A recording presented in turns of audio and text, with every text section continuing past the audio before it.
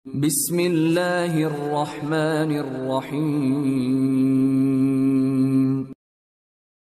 Saya akan bacakan teman-teman sekalian, dan ini menarik sekali karena Syekh Muhammad Jamil Zainul rahimahullah coba membuat pelajaran kita kali ini dengan pertanyaan dan jawaban. Pertanyaan dan jawaban. Beliau mulai dengan pertanyaan nomor 1 di judul Hak Allah atas hambanya. Kata beliau, untuk apa Allah subhanahu wa ta'ala menciptakan kita? Jawabannya, dia menciptakan kita untuk beribadah kepadanya.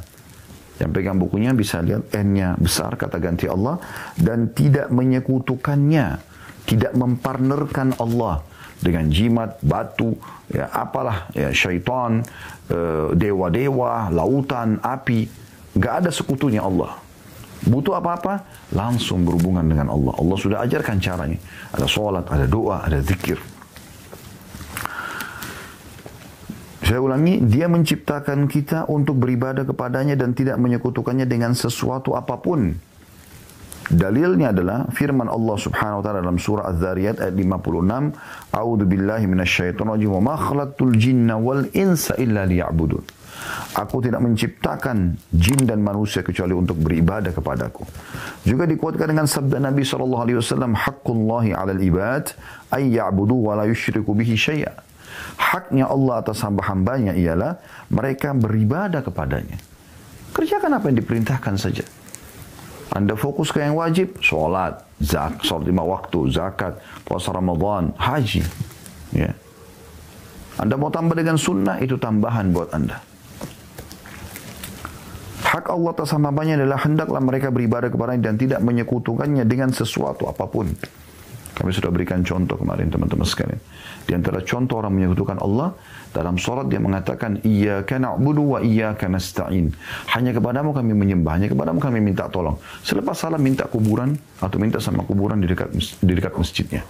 Mana konsekuensi dari perkataan Anda tadi? Mereka mengkultuskan kuburan tersebut. Apa kata Imam Nawawi rahimahullah, seorang ulama dalam mazhab Syafi'i yang masyhur. Beliau mengatakan, saya heran melihat orang-orang yang terus minta ke kuburan yang dia sebenarnya tahu dan menyadari di dalam kuburan adalah orang seperti dia yang sudah jadi tulang belulang. Kalau dia yakin wali dalam kuburan tersebut bisa memberikan manfaat kepadanya, ya, bahkan para nabi-nabi pun, maka bagaimana dengan yang menciptakan nabi atau wali tersebut, begitu juga dengan tanahnya atau batu nisannya dan seluruh alam semesta ini, yaitu Allah subhanahu wa ta'ala. Anda bayangkan saudaraku seiman dan fikiri dan renungi baik-baik. Rasulullah SAW meninggal di tahun 11 Hijriah, awal tahun 11 Hijriah. Itu maksudnya adalah 11 tahun setelah beliau hijrah ke Madinah sallallahu alaihi wasallam. Dan semua nabi-nabi dikubur di tempat mereka meninggal. Makanya kalau Anda bertanya, kenapa Nabi SAW dikubur dalam rumah Aisyah radhiyallahu anha? Karena memang begitu perintah Nabi SAW. Semua nabi-nabi dikubur di tempat mereka meninggal. Karena beliau meninggal di kamar Aisyah radhiyallahu anha, maka dikubur di situ. Anda bayangkan teman-teman sekalian, puluhan tahun setelah meninggalnya Nabi SAW, kuburan Nabi SAW ada di kamar Aisyah dan ranjang Aisyah ada di sebelah atau dekat kuburan tersebut. Nah, Aisyah hidup di zaman Abu Bakar, di zaman Umar, zaman Uthman, zaman Ali, zaman Muawiyah. 5 ya pemimpin Islam setelah Nabi SAW, beliau masih hidup. Puluhan tahun. Tapi belum pernah ada satu riwayat pun Aisyah mengatakan, wahai muslimin, ini kuburan Nabi kalian, ambillah tanahnya. Wahai muslimin, ini kuburan Nabi kalian, datanglah minta kepadanya. Belum pernah. Dan belum pernah ada satupun riwayat para sahabat mengerjakan itu, teman-teman sekalian. Kalau mereka generasi terbaik para sahabat yang hidup menyaksikan turunnya wahyu, berjuang bersama Nabi SAW, tidak melakukan para nabi, bagaimana Anda bisa melakukan itu? Kalau para nabi pun tidak bisa, bagaimana dengan kuburan orang-orang selain Nabi Muhammad SAW? Kita datang, ucapkan salam hormat kita kepada Nabi SAW. Salawat Ibrahim pada saat ziarah kuburnya. Ini semua jemaah umrah insya Allah nanti selepas karantina, ya, kedepannya semoga semuanya insya Allah negatif hasil PCR-nya, kita akan ziarah kuburan Nabi SAW. Mengucapkan salam.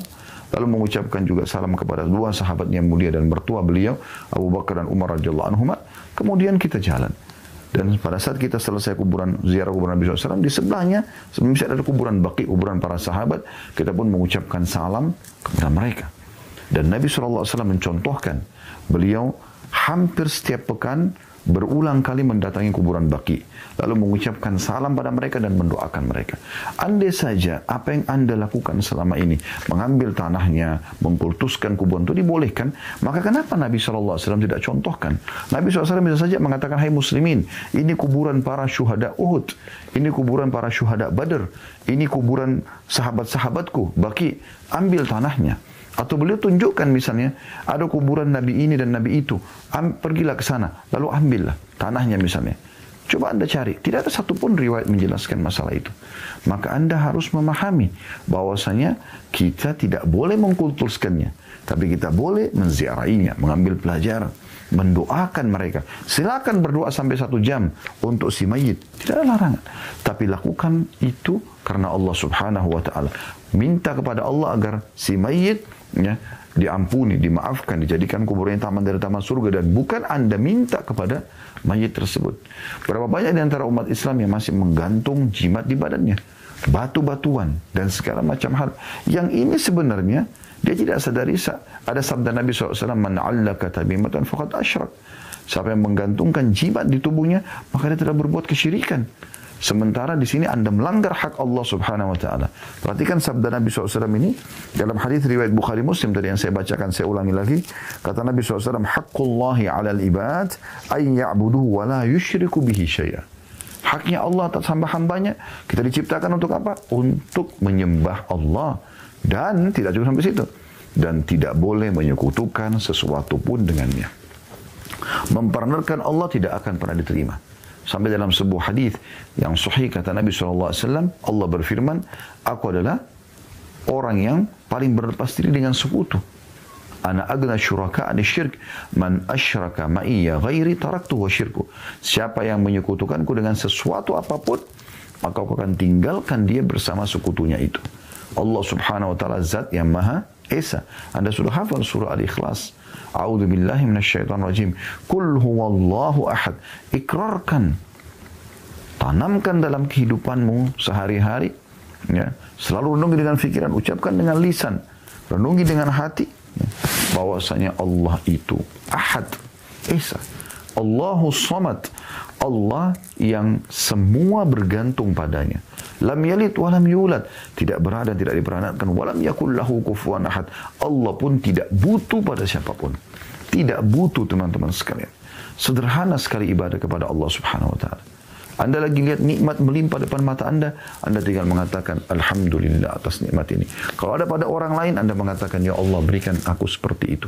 Kalau Anda lihat musibah, Anda bersyukur. Kalau Anda tidak ditimpa, misalnya Anda nonton di berita, dan kalau sedang menimpa Anda tinggal bersabar dan minta kepada Allah untuk menghilangkannya. Selesai.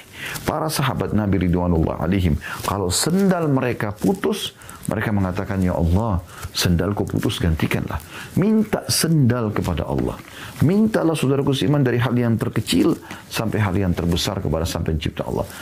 Bahasa sederhananya, manjalah pada Allah. Selalu merengek, minta kepada Allah Subhanahu wa taala. Dan ingat, meminta agar dipertahankan nikmat oleh Allah jauh lebih besar keutamaannya dibandingkan musibah. Kalau datang, Anda minta agar dihilangkan musibah tersebut. Misal, kalau Anda lagi sehat, Anda lagi kuat, lagi melimpah harta Anda, jabatan Anda, nama Anda lagi harum, Allah tinggikan derajat Anda, maka Anda minta itu agar dipertahankan oleh Allah jauh lebih baik dibandingkan Anda sedang sakit, Anda sedang bangkrut, Anda sedang terlilit utang, Anda sedang difitnah oleh orang lain, lalu Anda minta solusi. Oleh karena itu, minta pada saat kita sedang sehat, lagi full nikmat itu, lagi sempurna. Kata Nabi SAW, kenalilah Tuhan kalian pada saat kalian sedang lapang, maka dia akan mengenali kalian pada saat kalian sedang susah. Ya, Anda mau doa Anda diijabah sama Allah, di saat Anda lagi sulit, lagi sakit, ingin disembuhkan penyakit, lagi bangkrut, ingin dikembalikan hartanya, atau lilit utang, dilunasi utangnya, atau ingin menikah, ingin jodoh, ingin apa saja, ya, ingin dilapangkan, maka berdoa pada saat Anda lagi lapang. Berapa banyak nikmat Allah Subhanahu wa taala yang melimpah, yang di waktu lapang itu justru kalau kita berdoa, Allah nanti mudahkan urusan kita di saat kita sedang sempit. Ini poinnya, teman-teman sekalian. Ini poinnya. Murnikan ibadah Anda kepada Allah Subhanahu wa taala. Jangan lagi sekutukan Allah Subhanahu wa taala. Ya, ini poin harus digarisbawahi, dan ini poin terpenting dalam bahasan judul kita ini.